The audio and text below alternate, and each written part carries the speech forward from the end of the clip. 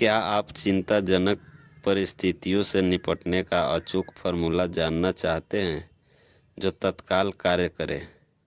एक ऐसा उपाय जिसे आप अभी इस पुस्तक को आगे पढ़ने से पहले आजमा सकते हैं। तो मैं आपको यह तरीका बता सकता हूँ जिसे विलिस एच कैरियर ने अपनाया था। विलिस एच कैरियर एक प्रतिभाशाली इंजीनियर हैं जिन्होंने एयर कंडीशनिंग उद्योग शुरू किया था और जो साइरेक्स न्यूयॉर्क में विश्व प्रसिद्ध कैरियर कॉरपोरेशन के प्रमुख रह चुके हैं। चिंता की समस्याओं को सुलझाने के लिए इतनी बढ़िया तकनीक मैंने बहुत कम सुनी है। जब हम एक दिन इकट्ठे न्यूयॉर्क में इंजीनियर्स क्लब में लंच कर रहे थे तब मिस्टर कैरियर ने व्यक्तिगत रूप से यह बात मुझे बताई। कैरियर ने कहा, मैं बफेलो न्यूयॉर्क में बफेलो फोर्ज कंपनी में कार्य करता था। मुझे क्रिस्टल सिटी मसूरी में पीटर्सबर्ग प्लेट ग्लास कंपनी के लाखों डॉलर के कारखाना में गैस साफ करने की मशीन लगाने का कार्य सौंपा गया। मशीन को लगाने का उद्देश्य था गैस से अशुद्धियाँ हटाना ताकि जलते समय इंजनों को नुकसान न पहुँचे।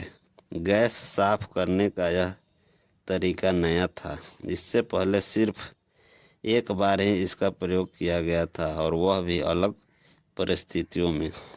क्रिस्टल सिटी मसूरी में मेरे कार्य के दौरान अप्रत्याशित कठिनाइयाँ आई। हालांकि मशीन कार्य कर रही थी पर उस तरह नहीं जिस तरह की गारंटी हमने दी। मैं अपनी असफलता से स्तब्ध था। ऐसा लग रहा था जैसे किसी ने सिर पर हथौड़ा मार दिया हो। मेरे पेट में मड़ोर उठने लगी। कुछ समय तक मैं तो इतना चिंतित रहा कि मेरी नींद उड़ गई। आखिरकार यह सीधी सी बात समझ में आ गई कि चिंता करने से मुझे कोई फ़ायदा नहीं हो रहा था। इसलिए मैंने बिना चिंता किए समस्या का हल ढूंढने का रास्ता सोचा। यह बहुत बढ़िया रास्ता था। इस चिंतित प्रतिरोधी तकनीक का प्रयोग कर मैं पिछले 30 साल से जी रहा हूँ और यह काफ़ी आसान है। कोई भी इसका प्रयोग कर सकता है। इसमें 3 कदम हैं। पहला कदम, मैंने बिना डरे ईमानदारी से परिस्थिति का विश्लेषण किया और अनुमान लगाया कि इस असफलता के परिणाम स्वरूप मेरे साथ बुरा से बुरा क्या हो सकता था। मुझे जेल भेजने वाला या फांसी पर लटकाने वाला कोई नहीं था। यह बात तो तय थी। हालांकि हो सकता था कि मुझे नौकरी से निकाल दिया जाए। यह आशंका थी कि मेरी कंपनी को यह मशीन हटानी पड़े जिससे उसे $20,000 का घाटा हो सकता था। दूसरा कदम, बुरे से बुरे परिणामों का अनुमान लगाने के बाद आवश्यकता पड़ने पर मैंने इसे स्वीकार करने के लिए खुद को तैयार किया। मैं खुद से कहा, यह असफलता मेरे करियर को धक्का पहुंचाएगी और इससे मेरी नौकरी भी जा सकती है, परंतु अगर ऐसा होता भी है तो मुझे दूसरी नौकरी हमेशा मिल सकती है। परिस्थितियाँ और भी बुरी हो सकती थी और जहाँ तक मेरी कंपनी का सवाल था तो सब जानते थे कि हम गैस साफ करने के लिए एक नई तकनीक का प्रयोग कर रहे थे और अगर इस प्रयोग में $20,000 खर्च आता है तो कंपनी इसे सहन कर सकती है। कंपनी इसे रिसर्च के खाते में डाल सकती है क्योंकि यह एक प्रयोग था। तीसरा कदम, इसके बाद मैंने अपना पूरा समय और पूरी ऊर्जा शांति के साथ इस कार्य में लगाया कि उन बुरे से बुरे परिणामों को कैसे सुधारा जा सकता है जिन्हें मैंने पहले ही मानसिक रूप से स्वीकार कर लिया था। मैंने अब ऐसे तरीके खोजना शुरू किए जिनसे हम $20,000 के घाटे को कम कर सकते थे। मैंने कई परीक्षण किए और अंत में मैं इस नतीजे पर पहुंचा कि अगर हम एक अतिरिक्त यंत्र खरीदने में $5,000 और खर्च कर दे तो हमारी समस्या सुलझ जाएगी। हमने ऐसा ही किया और कंपनी के $20,000 का घाटा होने के बजाय $15,000 का फ़ायदा हो गया। अगर मैं चिंता करता रहता तो शायद कभी नहीं कर पाता, क्योंकि चिंता के साथ बहुत बुरी बात यह है कि यह हमारी एकाग्रता की शक्ति को समाप्त कर देती है।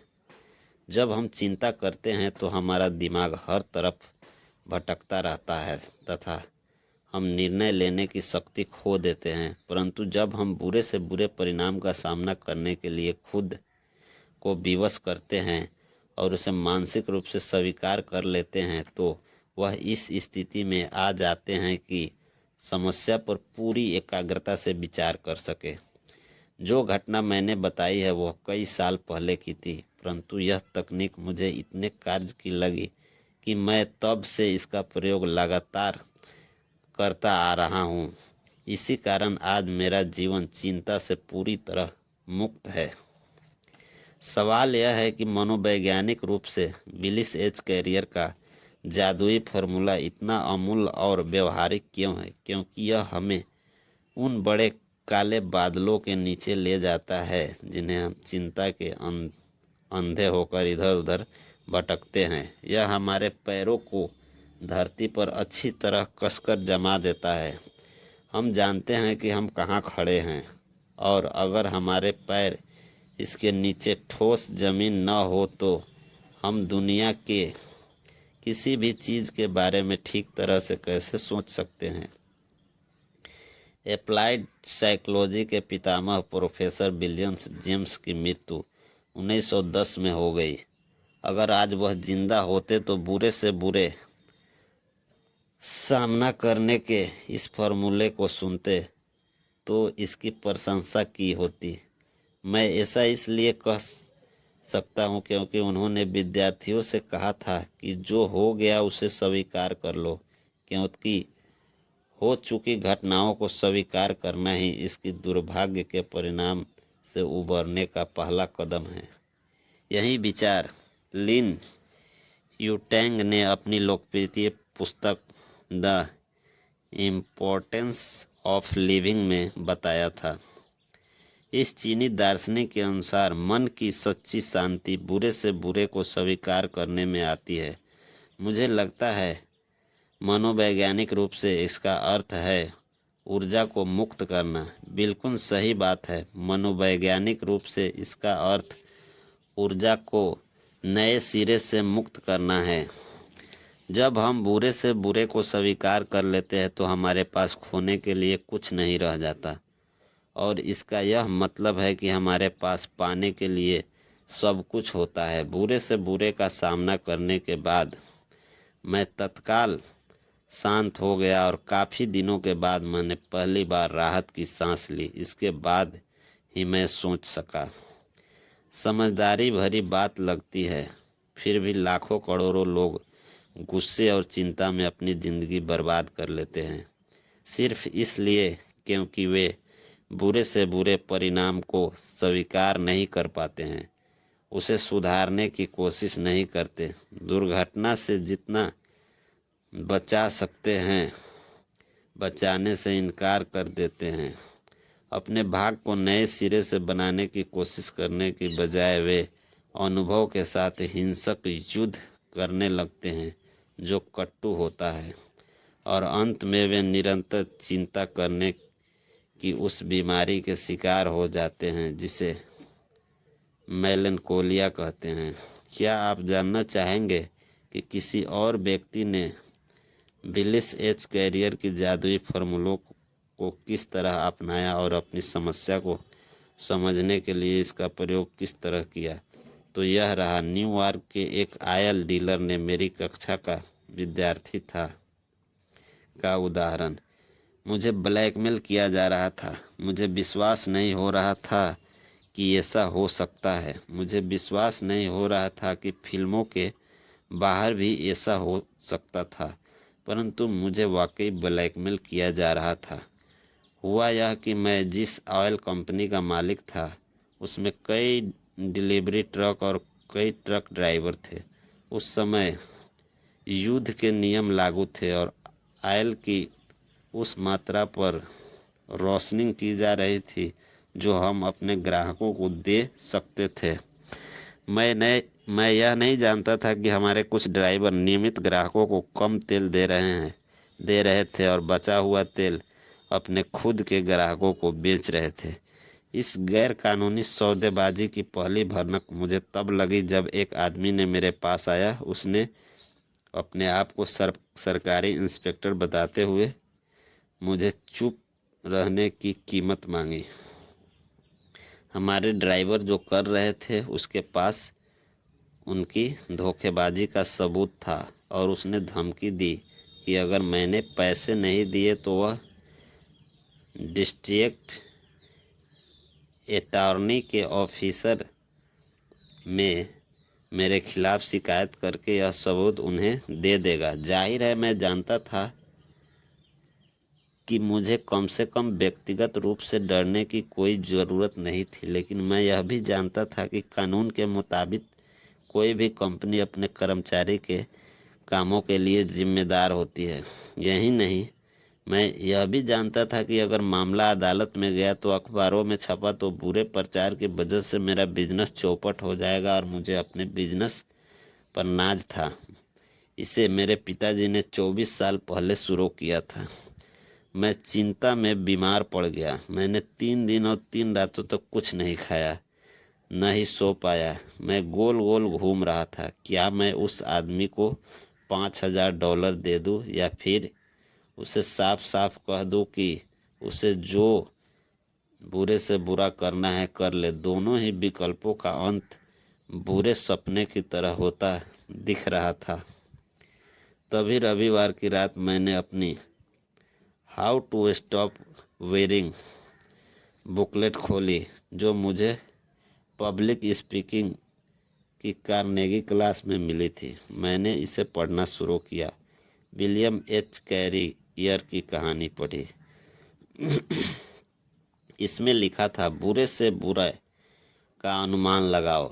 इसलिए मैंने खुद से पूछा, अगर मैं पैसे न दूं और वह डिस्ट्रिक्ट एंटोनियरी के पास चला जाए तो मेरे साथ बुरे से बुरे क्या हो सकता है?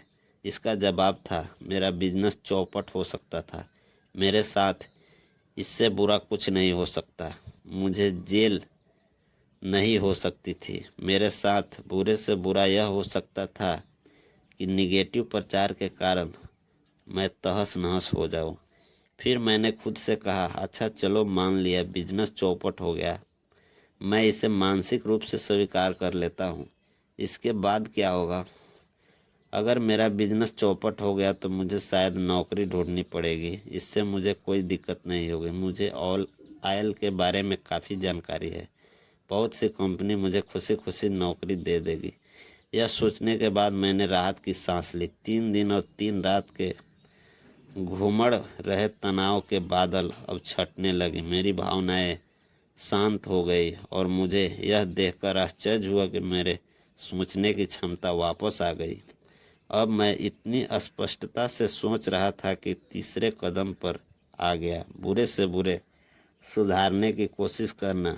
जब मैंने समाधानों के बारे में सोचा तो मेरे सामने तब बिल्कुल ही नया विचार आया। अगर मैं अपने वकील को सारी परिस्थितियां बता दूं तो शायद वह इससे बाहर निकलने का कोई रास्ता निकाल सके जिसके बारे में मैंने न सोचा हो। मैं जानता हूँ कि यह मूर्खतापूर्ण था कि यह बात मेरे दिमाग में पहले क्यों नहीं आई, पर उस समय मैं यह नहीं सोच रहा था, मैं सिर्फ चिंता कर रहा था।